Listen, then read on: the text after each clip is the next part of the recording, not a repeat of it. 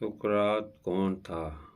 سقراط نے جو دنیا کا پہلا فلسفی شمار کیا جاتا ہے، کوئی کتاب نہیں لکھی کیونکہ وہ لکھنا نہیں جانتا تھا۔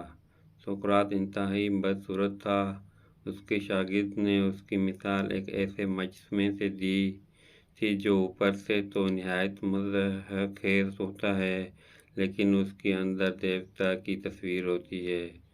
سقراط کی ماں دائیا تھی جبکہ باپ مجسمہ ساز تھا۔ سقراط کبھی پیسہ کمانے کے بارے میں سنجیدہ نہ تھا کیونکہ اس کی بیوی ہر وقت لڑتی رہتی تھی۔ سقراط نے اس کا کبھی برا نہیں مانا۔ سقراط کا ایک خوشحال خاندان سے تعلق رکھنے والا شاگرد کیٹو لکھتا ہے، ایک روز سقراط کے گھر گیا تو دیکھا کہ سقراط مکان کی دہلیز پر بیٹھا تھا۔ اس کی بیوی اس کو برا بھلا کہہ رہی تھی۔ سقراط کے ہونٹوں پہ مسکراہٹ تھی۔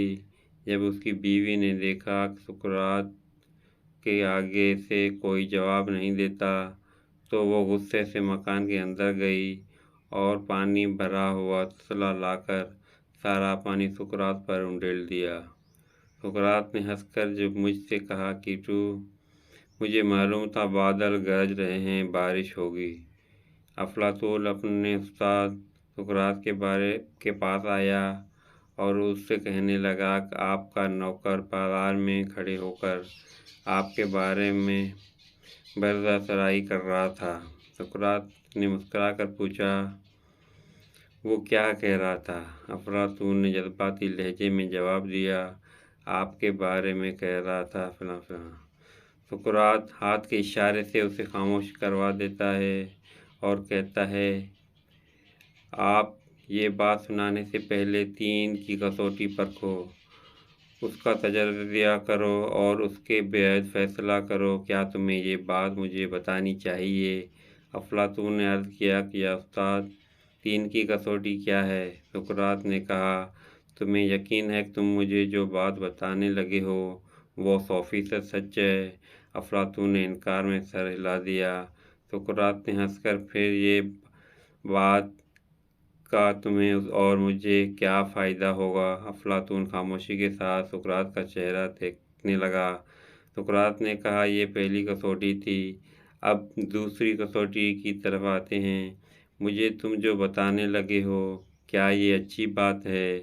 افلاطون نے انکار میں سر ہلا دیا،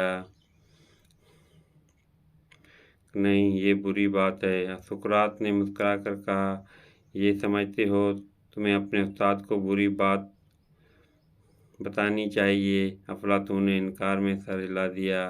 سقراط بولا، یہ بات دوسری کسوٹی پر بھی پورا نہیں اترتی۔ افلاطون خاموش رہا۔ سقراط نے ذرا رک کر کہا، اور تیسری کسوٹی یہ بتاؤ، یہ جو تم مجھے بتانے لگے ہو، یہ میرے لیے فائدہ مند ہے؟ افلاطون نے انکار میں سر ہلایا اور عرض کیا کہ یا استاد، یہ بات ہرگز آپ کے فائدہ مند نہیں۔ سقراط نے ہنس کے کہا، اگر یہ بات میرے لیے فائدہ مند نہیں، پھر اس کے بتانے کی کیا ضرورت ہے؟ افلاطون پریشان ہو کر دائیں بائیں دیکھنے لگا۔ سقراط کی قوت برداشت کمال کی تھی۔ شہر میں وہ واحد شخص تھا جو ننگے پیر برف پر گھومتا رہتا تھا۔ سقراط نے جوانی میں میدان جنگ میں بہادری کا انعام حاصل کیا تھا۔ سقراط کا زیادہ وقت ایتھنز کی باغات اور محبوبوں کے داستان میں اپنے شاگردوں کو باتیں کرتے گزرتا۔ آج سے 2500 سال پہلے کا عجیب و غریب فلسفی اپنی طرف سے کوئی فلسفہ بیان نہیں کرتا تھا۔ اس نے اپنے پیچھے کوئی کتاب یا 4 صفحوں کی کوئی چھوٹا سا مضمون نہیں چھوڑا۔ وہ کچھ نہیں لکھتا تھا، اس کا اپنا کوئی فلسفہ نہیں تھا۔ وہ لوگوں کو کچھ بتانے کے بجائے ان سے پوچھتا زیادہ تھا اور اس کے سوال ہی اسی کا فلسفہ سازی تھی۔ ایک چادر میں گزاری کسی نے اس سے کہا کہ ڈیلفی کے معبد میں ایک آواز سنی گئی، سقراط ایتھنز کا سب سے بڑا دانا آدمی ہے۔ سقراط نے ہنس کر جواب دیا، میں اس لیے دانا ہوں کہ مجھے اپنے ہی عملی کا احساس ہے۔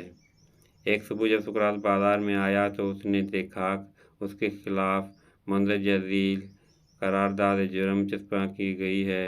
سقراط نے جرائم کا ارتکاب کیا۔ اس کا پہلا جرم یہ ہے کہ وہ ان دیوتاؤں کی پرستش نہیں کرتا جن کو یہ شہر پوجتا ہے، اس کے بجائے وہ اپنی طرف سے نئے دیوتا لے آتا ہے۔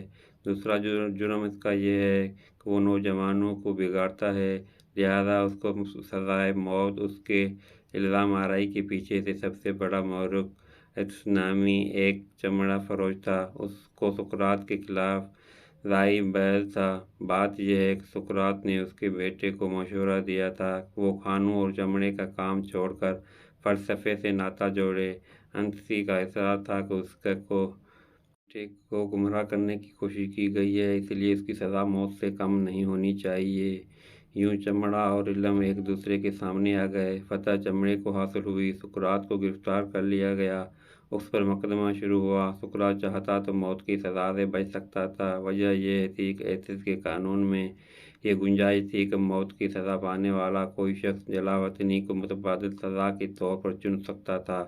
گویا جس شخص کو موت کی سزا ملتی اس کو یہ اختیار بھی مل جاتا تھا کہ وہ اپنی ریاست سے باہر چلا جائے، یوں موت کی سزا سے بچ جائے۔ سقراط یہ اختیار کر سکتا تھا مگر وہ اس طرح بچ نکلنے پر تیار نہ تھا۔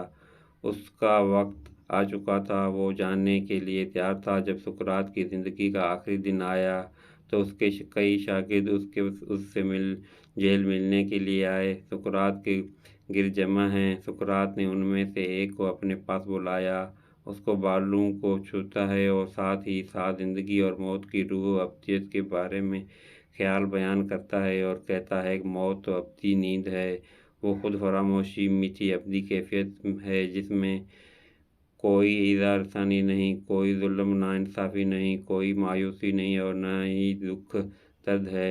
پھر وہ ایسا دروازہ ہے جس سے گزر کر ہم زمین سے جنت میں داخل ہوتے ہیں، وہ ایسے غلاموں کی گردش جو ہمیں سیدھی خدا کے ایوان میں لے جاتی ہے، اور دوستو وہاں کسی کو اس سے خیالات کے باعث صلیب نہیں چڑھایا۔